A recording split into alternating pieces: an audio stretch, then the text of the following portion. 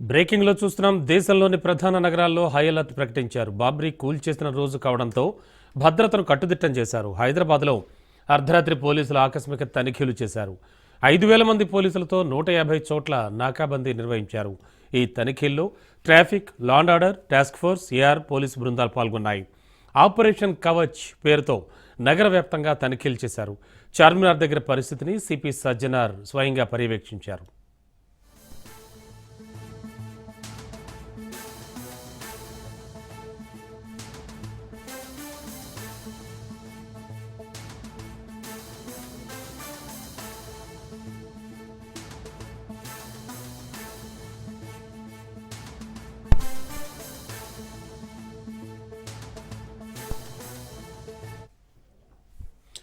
దేశంలోని ప్రధాన నగరాల్లో హై అలర్ట్ ప్రకటించారు. బ్రేకింగ్లో చూస్తున్నాం. బాబ్రీ మసీదు కూల్చేసిన రోజు కావడంతో భద్రతను కట్టుదిట్టం చేశారు. హైదరాబాద్లో అర్ధరాత్రి పోలీసులు ఆకస్మిక తనిఖీలు చేశారు. 5,000 మంది పోలీసులతో 150 చోట్ల నాకాబందీ నిర్వహించారు. ఈ తనిఖీల్లో traffic, law and order, task force, AR police బృందాలు పాల్గొన్నాయి. ఆపరేషన్ కవచ్ పేరుతో నగర వ్యాప్తంగా తనిఖీలు చేశారు. చార్మినార్ దగ్గర పరిస్థితిని సిపి సజ్జనార్ పర్యవేక్షించారు.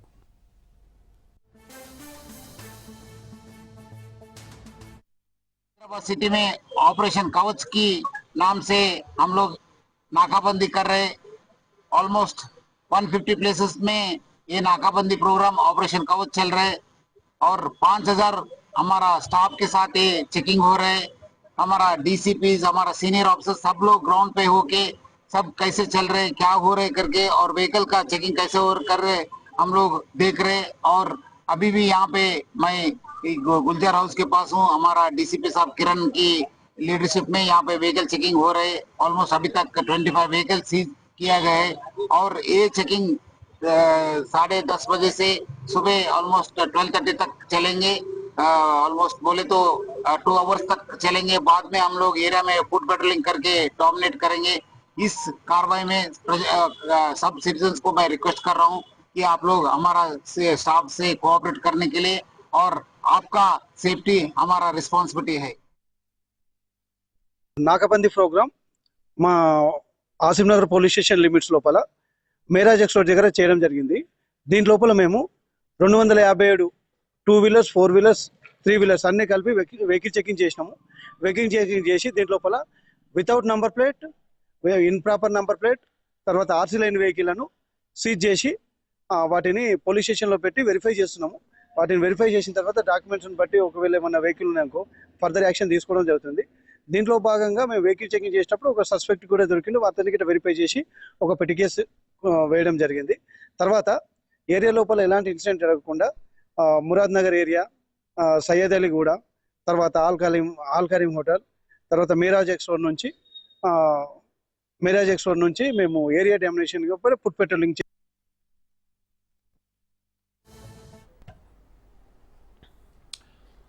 చూస్తూ ఉన్నాం.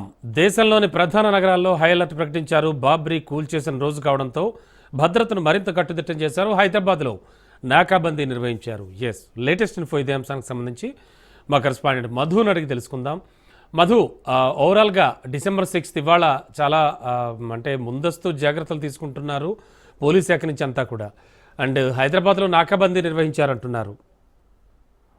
డెఫినెట్గా ఆపరేషన్ కవచ్ ఏదైతే ఉందో ఆపరేషన్ కవచ్ పేరుతో పూర్తిగా కూడా పోలీసులు అప్రమత్తమయ్యారని చెప్పవచ్చు. ప్రధానంగా కూడా నగరంలో ఉన్నటువంటి ప్రధాన ఏరియాలలో, అదేవిధంగా కూడా అనుమానితంగా ఉన్నటువంటి ప్లేసెస్ ఏవైతే ఉన్నాయో వాటిల్లో అయితే పోలీసులు తనిఖీలు అయితే చేపట్టారు. రాత్రి నుంచి అర్ధరాత్రి వరకు కూడా చేపట్టినటువంటి ఈ తనిఖీలలో ఎవరైతే అనుమానితులు, అదేవిధంగా రికార్డ్స్ లేనటువంటి వాహనాలు, వాటన్నిటి మీద కూడా ఈ తనిఖీలు అయితే చేపట్టడం జరిగింది. అయితే సౌత్ వెస్ట్ జోన్ ఏవైతే ఉన్నాయో వాటిలో 11 పోలీస్ స్టేషన్ల పరిధిలో సోదాలు చేశారు. దాంతో పాటు టోలీచౌక్ పోలీస్ స్టేషన్ ఏదైతే ఉందో ఆ టోలీచౌక్ పరిధిలో కూడా Hyderabad city police commissioner Sajjanar IPS స్వయంగా కూడా పాల్గొని ఈ తనిఖీలలో అయితే పాల్గొన్నారు. అయితే సిటీ పోలీస్ ఆధ్వర్యంలో జరిగినటువంటి ఈ తనిఖీలు ఏవైతే ఉన్నాయో ఆ తనిఖీలు ఇంకా కూడా తెల్లవారుజాము వరకు కూడా కొనసాగాయి. నగరంలో శాంతి భద్రతలు ఏవైతున్నాయో వాటి విషయంలో ఏమాత్రం కూడా రాజీ పడే అవకాశమే లేదు. ఖచ్చితంగా కూడా చర్యలు ఉంటాయంటూ కూడా ఇప్పటికే సిపి చెప్పినటువంటి విషయం చూసాం. అయితే ఈ నేపథ్యంలోనే ఆపరేషన్ కవచ్ అనేటటువంటి కార్యక్రమాన్ని కొత్తగా సిటీ పోలీసులు అయితే ప్రారంభించారు.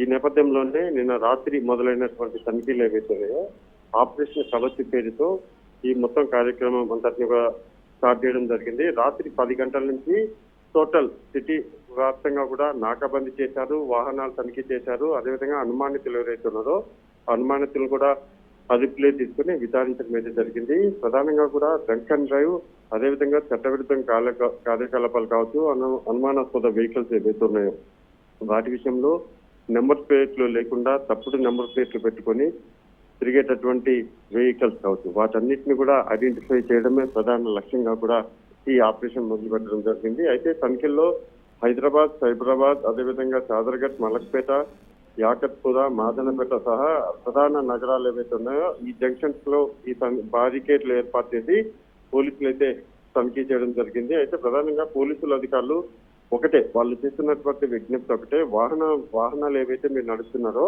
ఆ వాహనాలకు సంబంధించినటువంటి పేపర్స్ ఏవైతే ఉన్నాయో అది పర్ఫెక్ట్ గా పెట్టుకోవాలి. అలా పేపర్లు లేకుండా, కరెక్ట్ అయినటువంటి పేపర్లు లేకుండా ఇష్టం వచ్చినట్టుగా తప్పుడు నెంబర్ ప్లేట్ కనిపించకుండా ఉండడము, దానివల్ల క్రైమ్ రేట్ అనేది పెరుగుతుంది. కాబట్టి సహకరించాలి, ప్రజలు కూడా సహకరించాలి అనేదే ప్రధానంగా కూడా చెప్పడం జరుగుతుంది. ఈ నేపథ్యంలోనే నిన్న రాత్రి జరిగినటువంటి ఆపరేషన్ కవచ్ ఏదైతే ఉందో ఆ కవచ్ లో కొన్ని అనుమానాస్పద వెహికల్స్ ను, అదేవిధంగా కొంతమంది అనుమానితులు కూడా అదుపులోకి తీసుకొని విచారించడం అయితే జరిగింది. రమణ.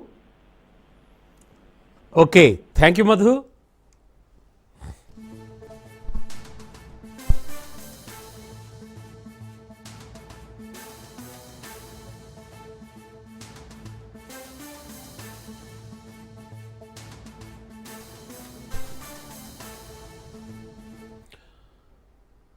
భారత్ రష్యాల మధ్య దశాబ్దాలుగా కొనసాగుతోన్న వ్యూహాత్మక బంధం మరో చారిత్రక మైలురాయిని చేరుకుంది. ఇరు దేశాల మధ్య వాణిజ్య, ఆర్థిక సంబంధాలను మరింత ఉన్నత స్థాయికి తీసుకెళ్లే లక్ష్యంతో ప్రధాని మోడీ, రష్యా అధ్యక్షుడు వ్లాదిమిర్ పుతిన్ కీలక ఒప్పందాలపై ఏకాభిప్రాయానికి వచ్చారు. 2030 వరకు ద్వైపాక్షిక వాణిజ్యాన్ని విస్తరించేందుకు ఉద్దేశించిన ఒక సమగ్ర ఆర్థిక సహకార కార్యక్రమానికి ఇరువురు నేతలు ఆమోదం తెలిపారు.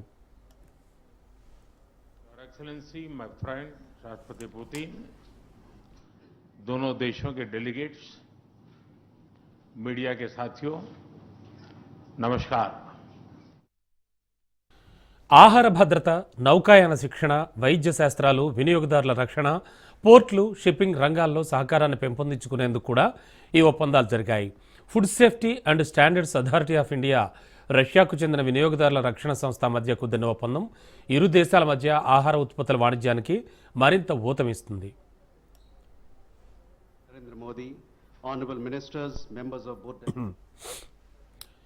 ఇరు దేశాల సంబంధాలు అనేక చారిత్రక మైలురాళ్లను చేరుకుంటున్న తరుణంలో అధ్యక్షుడు పుతిన్ పర్యటన జరగడం సంతోషంగా ఉందని ప్రధాని మోడీ అన్నారు.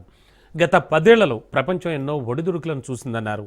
ఈ గందరగోళం మధ్య కూడా భారత్ రష్యా స్నేహం కాల పరీక్షకు నిలిచిందన్నారు మోడీ. 2030 నాటికి వార్షిక ద్వైపాక్షిక వాణిజ్యాన్ని $100 బిలియన్ చేర్చాలని లక్ష్యంగా పెట్టుకున్నట్లు ప్రధాని మోడీ వెల్లడించారు.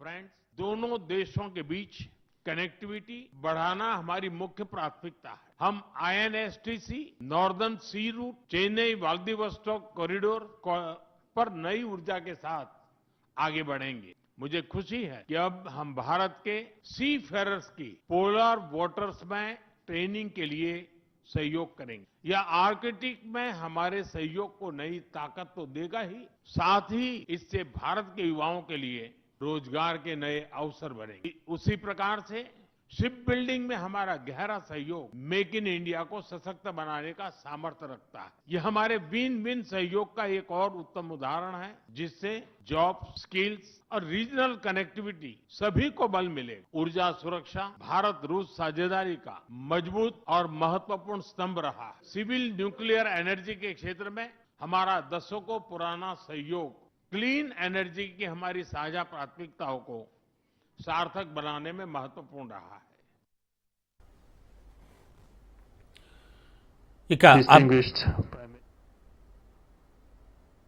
First of all, I would like to sincerely thank the President of the Republic of India, Draupadi Murmu, you personally, distinguished Prime Minister, and all our Indian colleagues for the warm and hospitable welcome accorded to the Russian delegation. The negotiations that we've just had with the Indian colleagues, and as well as our talk yesterday with distinguished Mr. Modi in the form of Taylor at his residence, the dinner was great. I would like to thank you for this sign of attention. These talks were very useful. They were held in a constructive and a friendly atmosphere in the spirit of the special and privileged partnership between ఒకరు శుభకార్యానికి, మరొకరు ఉద్యోగానికి, ఇంకొకరు వ్యక్తిగత పనులకు, ఇలా ఎవరి ప్రయాణాలు వాళ్ళవి. కానీ అంతా దేశవ్యాప్తంగా ఉన్న విమానాశ్రయాల్లో చిక్కుకుపోయారు. విమానం ఎప్పుడు వస్తుంది, ఏం జరగబోతోంది అనే సమాచారం కూడా తమకు లేదంటూ ప్యాసింజర్లు ఆవేదన వ్యక్తం చేశారు. హైదరాబాద్ విమానాశ్రయం అంతటా ఇలాంటి దృశ్యాలే నిన్న కనిపించాయి. అటు ప్రయాణించలేక, ఇటు విమానాశ్రయంలో వెయిట్ చేయలేక ప్రయాణికులు నరకం చూశారు. విమానాలు నిరవధికంగా ఆలస్యం అని చెబుతున్నారని, కానీ ఎటువంటి స్పష్టత ఇవ్వడం లేదంటూ మండిపడుతున్నారు.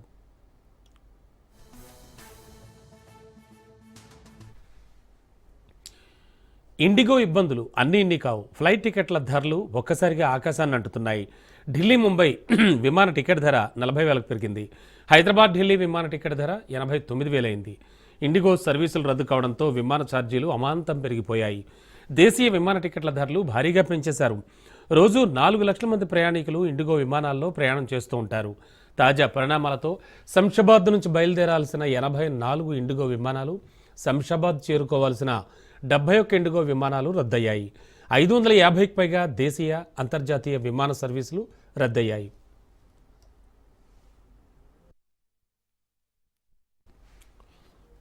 ఇక ఒక్కసారిగా ఈ ప్రభావం టికెట్ ధరలపై పడింది. ఎంతలా అంటే ఢిల్లీ నుంచి అమెరికాలోని న్యూయార్క్ వెళ్లడం కంటే ముంబై వెళ్లడానికే ఎక్కువ ఖర్చు పెట్టాల్సినంతగా ధరలు పెరిగిపోయాయి. ఢిల్లీ నుంచి న్యూయార్క్ శుక్రవారం విమాన టికెట్ కనిష్ట ధర 37,000. అదే సమయంలో ఢిల్లీ నుంచి ముంబైకి టికెట్ ధర 40,000 అయింది. పోటీ విమానయాన సంస్థల మధ్య ప్రస్తుత పరిస్థితిని సొమ్ము చేసుకుంటున్నాయి.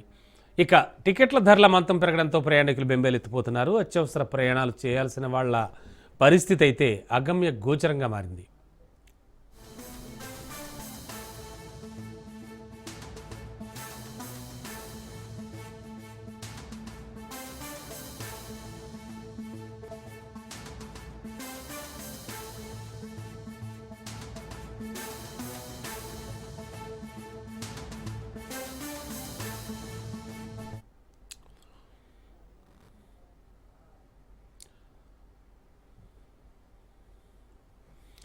ఇక ప్రజాపాలన వారోత్సవాల్లో భాగంగా సీఎం రేవంత్ జిల్లాల బాట కొనసాగుతోంది. నేడు నల్గొండ జిల్లాలో సీఎం రేవంత్ పర్యటిస్తారు. ఇందులో భాగంగానే పలు అభివృద్ధి పనులకు ఆయన శంకుస్థాపనలు చేయనున్నారు. దేవరకొండలో ప్రజాపాలన వారోత్సవాల్లో పాల్గొంటారు సీఎం రేవంత్.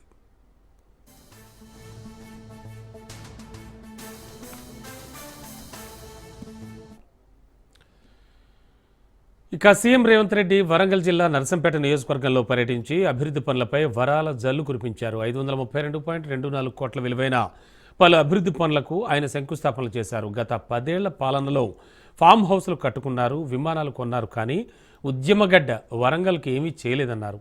హైదరాబాద్కు ధీటుగా వరంగల్ను అభివృద్ధి చేస్తా అని సీఎం స్పష్టం చేశారు. మార్చి 31లోగా వరంగల్లో ఎయిర్పోర్ట్ను ప్రారంభిస్తామని, outer ring road, under drainage వ్యవస్థను కూడా నిర్మిస్తామని ప్రకటించారు. వస్తే సమస్యలు పరిష్కారం అవుతాయి. ఈ సమస్యలు పరిష్కారం అవ్వడం ద్వారా ఒక్కసారి కాదు, ఈ ప్రాంతంలో బీఆర్ఎస్ కు రాష్ట్రంలో 2 సార్లు అధికారం ఇచ్చిండ్రు. రాష్ట్రంలో అధికారంలోకి వచ్చిన వాళ్ళు అభివృద్ధి చెందిండ్రు, ఆస్తులు సంపాదించుకున్నారు, ఆకాశమంతా ఎత్తికి ఎదిగినరు, ఫామ్ హౌజులు కట్టుకున్నారు, విమానాలు కొనుక్కున్నారు. కానీ నర్సంపేట ప్రజల యొక్క జీవన ప్రమాణాలు మారలేదు. ఆనాటి ముఖ్యమంత్రి వరి వేసుకుంటే మీరు ఉరి వేసుకున్నట్టే ఒక్క గింజ కూడా కొనేది లేదు, మీ దిక్కున్న దగ్గర చెప్పుకోపోండి అని ఆనాటి ముఖ్యమంత్రి అన్నాడు. ఈనాడు ఇందిరమ్మ పాలనలో మీరు వరి పండించండి, మీరు సన్న వడ్లు పండించండి, 500 రూపాయల బోనస్ ఇచ్చి మిమ్మల్ని ఆదుకుంటాం. ఇవాళ కాంగ్రెస్ వస్తే రైతులకు 24 గంటల కరెంటు ఉంది, కానీ పొంకనాలు పలికిన వాళ్ళ ఇండ్లలో కరెంటు లేదు. వాళ్ళకున్న కరెంటు మా కాంగ్రెస్ పార్టీ కార్యకర్తలు ఊడబెరికిండ్రు. ఆనాడు సంవత్సరానికి ఎకరాకు 10,000 ఇస్తే ఈనాడు రైతు భరోసా పథకం కింద సంవత్సరానికి 12,000 రూపాయలు 9 రోజుల్లో 1,50,00,000 ఎకరాలకు 9,000 కోట్ల రూపాయలు మీ ఖాతాలలో టకా టకా టకామని మీకు కనక వర్షం కురిపించి రైతు భరోసాలో భాగంగా 9,000 కోట్ల రూపాయలు 3 నెలల కింద రైతు భరోసా పథకంలో ఇచ్చినాం.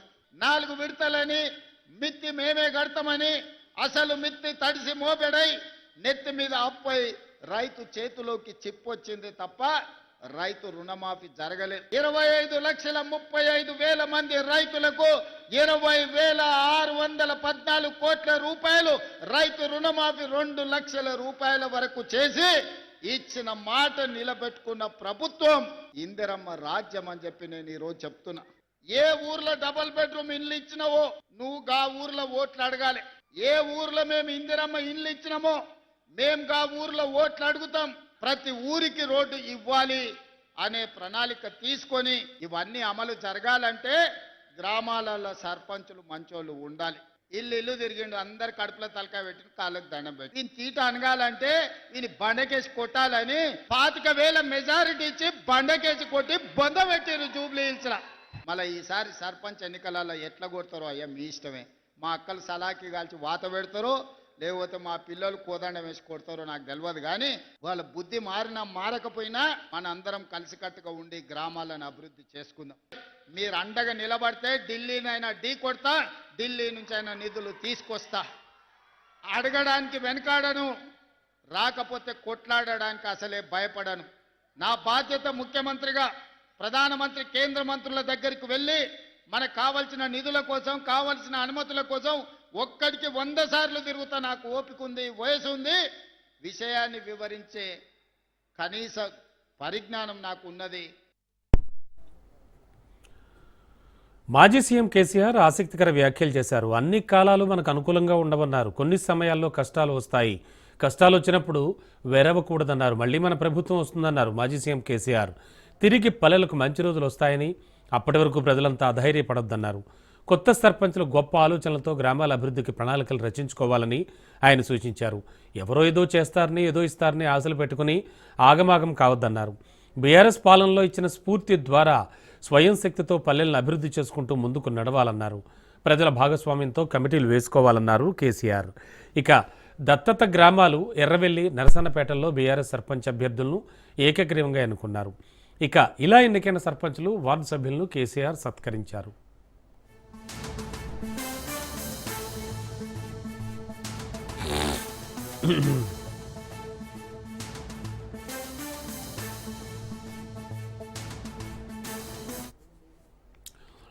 ఖైరతాబాద్ ఎమ్మెల్యే దానం నాగేందర్ కీలక వ్యాఖ్యలు చేశారు. సీఎం ఆదేశిస్తే రాజీనామా చేసేందుకు వెనకాడని అంటున్నారు ఆయన.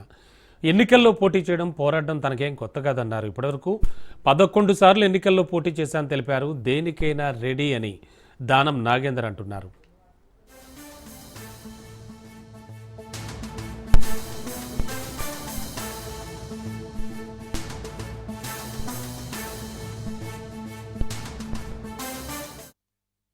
సంబంధించినటువంటి అన్ని వివరాలు కూడా నేను మళ్ళీ సుప్రీంకోర్టులో కూడా నా యొక్క వాదనని కూడా నేను అప్పీల్ చేయడం జరిగింది. అది ఇంకా కోర్టులో పెండింగ్ ఉంది కాబట్టి సుప్రీంకోర్టులో ఉంది, అదే విధంగా స్పీకర్ గారి దగ్గర ఉంది. సందర్భాన్ని బట్టి అది నిర్ణయం తీసుకుంటాం. ఇంకా దాని గురించి ఏం చర్చ జరగలేదు. మరి ముఖ్యమంత్రి గారు అందరూ ఆలోచించిన తర్వాత అలాంటి పరిస్థితి వచ్చినప్పుడు నేను ఎన్ని ఎలక్షన్లు కొట్లాడినా మీకు తెలిసి ఇప్పటి వరకు సుమారు 11 ఎలక్షన్లు కొట్లాడాను. ఎలక్షన్ కు నాకేం కొత్త కాదు, ఫైట్ చేయడం నాకేం కొత్త కాదు. ఫైట్ చేయడం, గెలవడం అనేది నా రక్తంలోనే ఉంది. ప్రభుత్వాన్ని ఇంకా బలోపేతం చేయడానికి 10 సంవత్సరాలు ముఖ్యమంత్రి గారు ఏ రకంగానైతే రాష్ట్రాన్ని 10 సంవత్సరాలు పాలించితేనే ఈ రాష్ట్రం సర్వతోముఖ అభివృద్ధి జరుగుతుంది అన్నటువంటి ఆలోచన ముఖ్యమంత్రి గారికి ఉంది. కాబట్టి అలాగా మనం పనిచేసి ఈ రాష్ట్రాన్ని ఇంకా అభివృద్ధి పథంలో తీసుకెళ్లి సంబంధించినటువంటి అన్ని వివరాలు. ఇక హిల్ట్ పాలసీపై కేటీఆర్ ఆరోపణలకు మంత్రి పొంగులేటి కౌంటర్ ఇచ్చారు. హిల్ట్ పాలసీలో 2 అంశాలు బీఆర్ఎస్ ప్రభుత్వం తీసుకొచ్చినవేనన్నారు. కేటీఆర్ మున్సిపల్ మంత్రిగా ఉన్నప్పుడే ప్రభుత్వ భూములు వేలం వేశారని తెలిపారు. గత ప్రభుత్వంలో కోకాపేట్, నియో పోలీసులో ప్లాట్లు వేలం వేశారని చెప్పారు.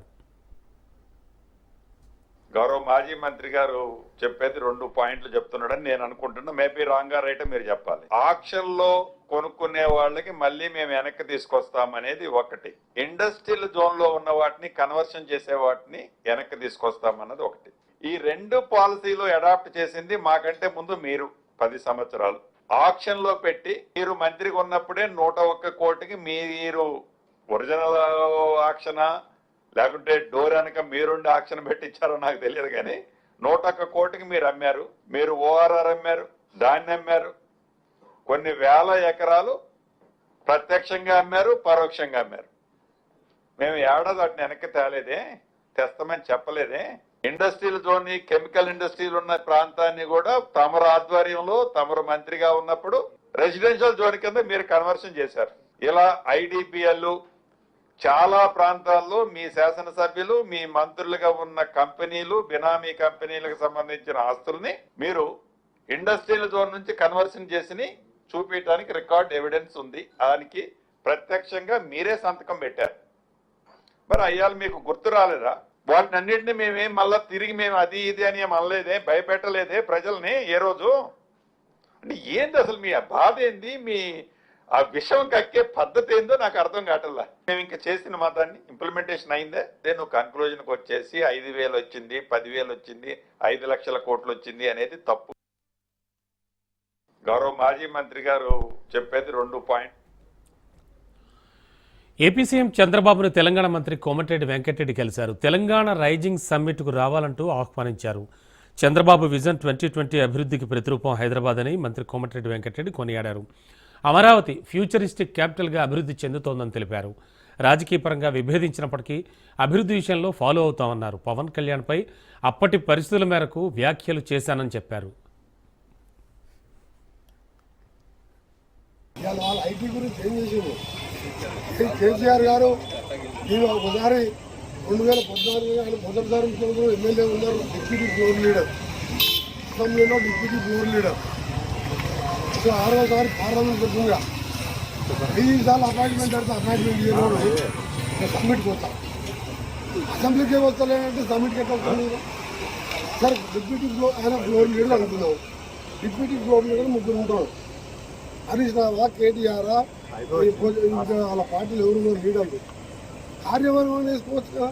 ఇంత డిప్యూటీ ఫ్లోర్ లీడర్ పిలుస్తాం. మరి ఫ్లోర్ లీడర్గా బాబాపడుతున్న పంచాయతీ ఎవరో తెలుసుకొని ఎవరో తీసుకోరు, ఆయన పిలుస్తాం. మాకు కార్యవర్గం ఉంటుంది. CLP secretary, CLP deputy leader 3, executive మెంబర్లు, కోశాధికారి, సిఎల్పి లీడర్. కార్యవర్గం కూడా 2 నెలలు వేసుకోలే వాళ్ళు. వాళ్ళు ఆశ పార్టీ ఉండదు, మనకు భవిష్యత్తు లేదు, మన దుకాణం బంద్ అయిందని పార్లమెంట్కి ఆశపడే